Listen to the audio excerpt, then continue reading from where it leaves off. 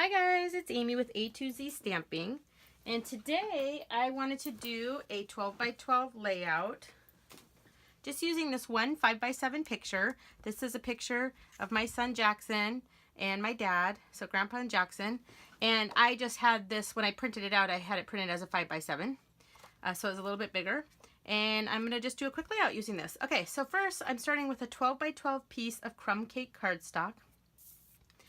And this is one of the Neutrals Best pack. So 12 by 12 piece of crumb cake. Next I took a piece of 12 by 12 real red cardstock and I cut it down to 6 by 12. And I'm just going to mount this on with my snail adhesive right here. And I'm going to leave just a little bit of the crumb cake showing. Make sure I get this on straight. Okay.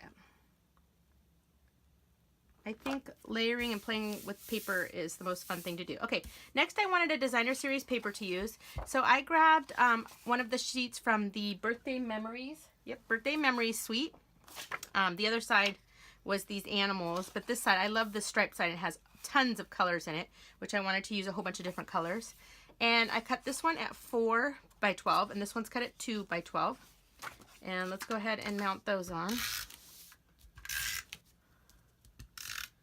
Okay. So this one's just going to go right here up to the very edge. And I love stripes and polka dots, my favorites. Okay, and this one I'm going to have a little bit of the red showing. Okay, like so. All right.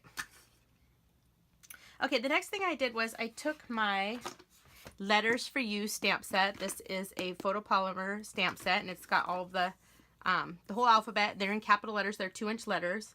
And with this stamp set, it is a watercolor wash type looking. So you want to use a foam mat when you stamp these, but I stamped out onto some old olive cardstock.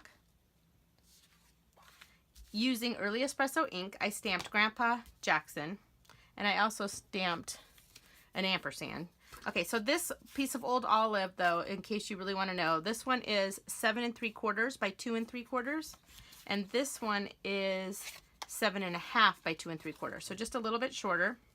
So again, I stamped it with the Early Espresso ink, and this little tiny guy ended up being 2 by 1 1/4, and I cut that really close down.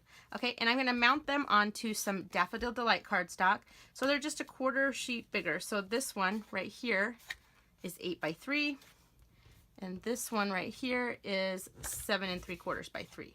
So I'm going to go ahead and mount these on, and then I actually have one for this one, 2 1/4 by 1 1/2. Okay, so let's just get my adhesive on there. I thought I would just bring out a lot of the colors that are in this Birthday Memories paper. All right, and stick those on. So Grandpa. The reason I went with Early Espresso because there's actually Early Espresso in there as well. Jackson. Okay, and this one. Okay. Oh, didn't quite get that right. Okay, let's try again. Come on. Oh my goodness. That's totally crooked again. What is my issue here? You know what? We're going with that. Okay. And I'm actually going to mount this one onto some Pacific Point as well. And this is cut at 2 1/2 by 1 3/4. I just wanted to triple layer this piece, and I'll show you because it's going to go in a different section. Okay. And for my photograph, I have a piece of Pacific Point. So this is cut at, let's see, I wrote it on the back. This is cut at 5 1/4 by 7 1/4 because obviously this is a standard 5 by 7. Okay. So, oops, and I'm out of adhesive. Again, remember, just pull this one off, throw it in the garbage, grab a new one out. Always keep your refills close by. Okay, grab a new one out. Pull this yellow piece out, and all of this goes in the garbage. And pop this in. All right.